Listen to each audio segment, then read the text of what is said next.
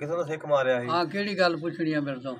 ਜਿਹੜਾ ਜਿਹੜਾ ਸਿੱਖ ਮਾਰਿਆ ਸਾਨੇ ਆਹ ਨਾਲ ਮੈਨੂੰ ਉਸ ਸਿੱਖ ਦਾ ਨਾਂ ਯਾਦ ਦੇਣਾ ਹਾਂ ਸਮਝਣਾ ਗੱਲ। ਹਾਂ ਉਹ ਸਿੱਖ ਦੀ ਵਜ੍ਹਾ ਧਰ ਛੱਡਦਾ ਸੀ ਖੁੰਡਾ ਹੂੰ ਮੂੰਹ ਦੇ ਉੱਤੇ।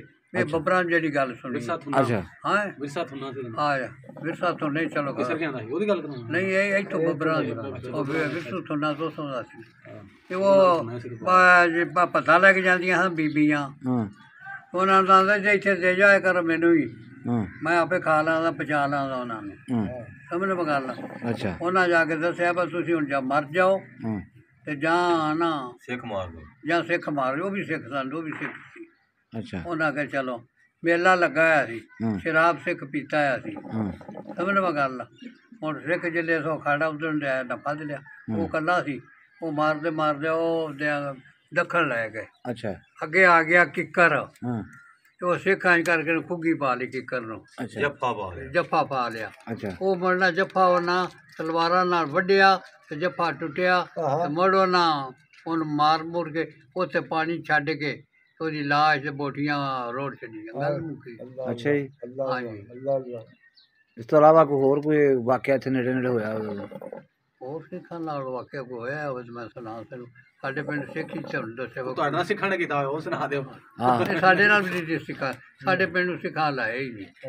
ਅੱਛਾ ਜੀ ਹਾਂ ਉਦੋਂ ਸੁਣਦੇ ਸਾਂ ਪਰ ਸਿੱਖ ਪਏ ਨੇ ਮੱਝਾਂ ਕਿਉਂ ਹਲਾਈਆਂ ਮੱਝ ਤੇ ਹਾਂ ਤੁਸੀਂ ਮੱਝ ਬੱਚੇ ਕਿਉਂ ਹਲਾਇਆ ਫਿਰ? ਉਹ ਬਾਅਦ ਘਰ ਸਾਡੇ ਆਈ ਤੇ ਸਾਨੂੰ ਪਤਾ ਹੈ ਨਾ।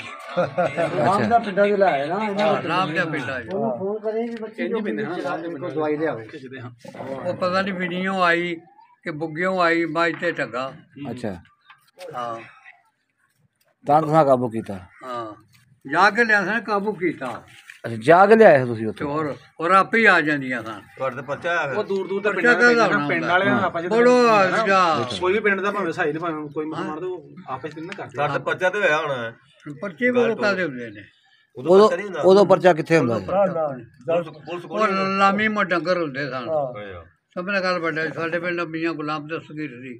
ਹਾਂ ਉਹ ਬੜੋ ਦੇ ਡੇਰੇ 'ਚ ਮਾਲ ਲਾ ਜਿਹੜਾ ਕੱਪੜੇ ਕਿਸੇ ਆਂਦੇ ਹਾਂ ਜੋ ਕੋਈ ਲੁੱਟ ਕੇ ਆਂਦਾ ਉਹ ਲਾਮੀ ਦੇ ਡੇਰੇ 'ਚ ਸੱਟਿਆ।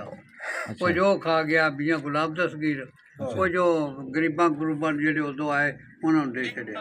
ਉਹ ਪਰਚਾ ਤੇ ਬੰਦਾ ਤੁਹਾਡੇ ਤੇ ਹੁਣ ਫਿਰ। ਉਹ ਫਿਰ ਪਰਚੇ ਉੱਤੇ ਲੈ ਗਏ। ਅੱਛਾ ਅੱਛਾ ਕਿਹੜੇ ਪਿੰਡ ਦੀ ਗੱਲ ਸੁਣਾਣੇ ਜਿਹੜੇ ਲੁੱਟ ਪੁੱਟ ਕੇ ਲਿਆਏ ਤੇ ਉਹਨਾਂ ਨੇ ਨਿਲਾਮੀ ਕੀਤੀ? ਲਵੇਰਿਆਂ ਦੀ। ਲਵੇਰਿਆਂ ਦੀ। ਲਿਆਏ ਤਾਂ ਤੁਸੀਂ ਬਿੰਨੀਆਂ ਲੁੱਟ ਕੇ? ਹਾਂ ਬਿੰਨੀਆਂ ਉਹ ਸਾਡਾ ਗਿਆ ਸੀ ਲੁੱਟਣ ਗਏ। ਨਹੀਂ ਬਿੰਨੀਆਂ ਲੁੱਟਿਆ ਸੀ? ਹਾਂ ਬਿਨੀਓ ਹੀ ਬਿਨੀ ਸਮੇਂ ਲਾ ਬੁੱਗਿਓ ਸਮੇਂ ਲਾ ਇਹ ਦੋਵਾਂ ਪਿੰਡਾਂ 'ਚ ਸਿੱਖੀ ਸਨ।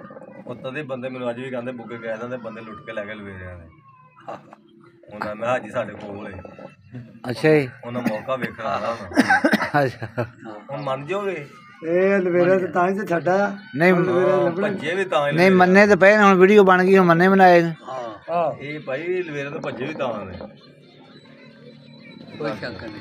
ਉਹਨੇ ਗੱਲ ਤਾਂ ਮੁਸਲਮਾਨਾਂ ਨੇ ਬੜਾ ਕੋਈ ਨਾਲ ਲੁੱਟਿਆ ਬੜਾ ਬਰਾਬਰ ਹੀ ਹੋਇਆ ਕੋਈ ਗੱਲ। ਇਹ ਤੇ ਸਿੱਖਾ ਮੁਸਲਮਾਨਾਂ ਨੇ ਬੜਾ ਲੁੱਟਿਆ ਅੱਛਾ ਤਬਾਹੀਆਂ ਲਾ ਦਿੱਤੀਆਂ। ਅੱਛਾ ਜੀ ਆ ਸ਼ੇਰ ਮੁਹੰਮਦ ਹਾਜੀ ਹਾਂ ਇਹ ਦਾਜ ਧੀਆਂ ਦਾ ਨਹੀਂ ਸੀ ਪਾਇਆ। ਅੱਛਾ ਗੁਫਜੀ ਮਾਂ ਧੀਆਂ ਨੂੰ ਸਮਾਨ ਦਿੱਤਾ। ਸਾਰੀ ਰੋਟੀ ਦਾ ਮਾਲ ਜਿਹੜਾ ਸੀ ਨਾ ਮੰਜੀਆਂ ਸਿੱਖਾਂ ਦੀਆਂ ਮੰਜੀਆਂ ਵੀ ਚਮਦੀਆਂ ਹੁੰਦੀਆਂ ਹਨ ਮਾਰਾਂ ਦੀ।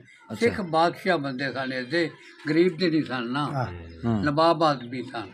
ਅੱਛਾ ਹਾਂ ਚਮ ਦੀਆਂ ਮੰਜੀਆਂ ਬਿਲਕੁਲ ਜੀ। ਹਾਂ ਵਾਹਿਗੁਰੂ ਦੀ ਫਤਿਹ ਸਲਾਮ ਦਾ ਵਾਹਿਗੁਰੂ ਦੀ ਫਤਿਹ ਆਂਦੇ।